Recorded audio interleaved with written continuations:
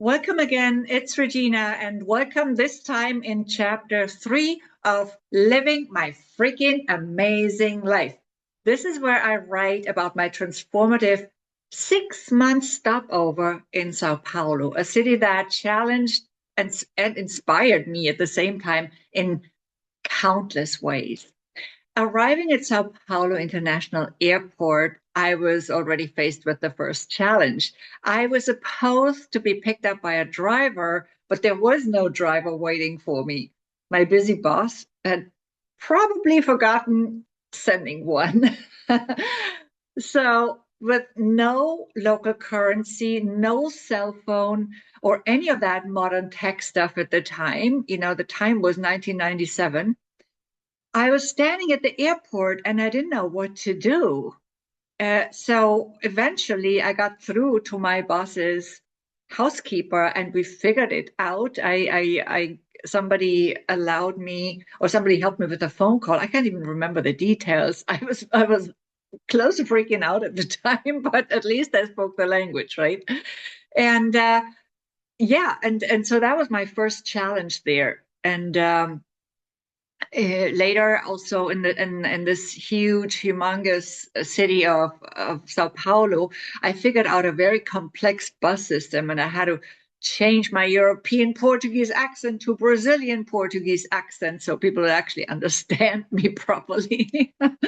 And plus they were making fun of me because the two countries make fun of each other's accents, or they tend to sometimes. So yeah, meaning I had to really learn to adapt very quickly. One time I remember also all of a sudden and out of the blue, my boss called me in the morning and told me to drive his car to the office. We were all living in the same building where he had rented some space for some of our colleagues and myself. So uh, I I had never driven in that city. I had never really paid that much attention to the exact way of how to get to the office. So this was a huge challenge for me, and I really had to rely on my instincts a little bit and on my visual memory to find the path to the office. So that was the next thing. Lots of really interesting adventures for sure. Now, in Sao Paulo, what I did is I coordinated the setup of a new office, and I, as I was adjusting to local life, I really realized that each experience along the way was like a stepping stone toward my personal growth. Like, for example, also one time I had to walk through a dark underpass late at night in an area that was considered all but safe. Okay, I think I was the only one doing that. And it was because I had taken the wrong bus. So I talked to the bus driver and he explained that he could drop me off there and I could take the bus on the other side of this very broad street. And I had to pass through this dark underpass. And I was like, whoa.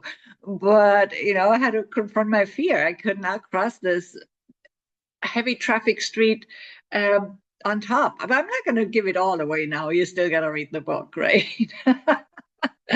So anyway, I also at one time I faced my fears while rappelling down a waterfall and whatnot. There were so many opportunities in these 6 months alone that I could write an entire book about those 6 months for sure. And what I really like remembering though is that I pretty much seized every opportunity to push my limits. And I really confronted those opportunities. So that's good.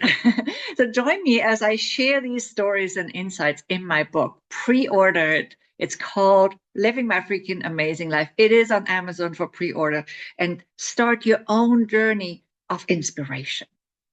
The link to the book is in the description. Enjoy.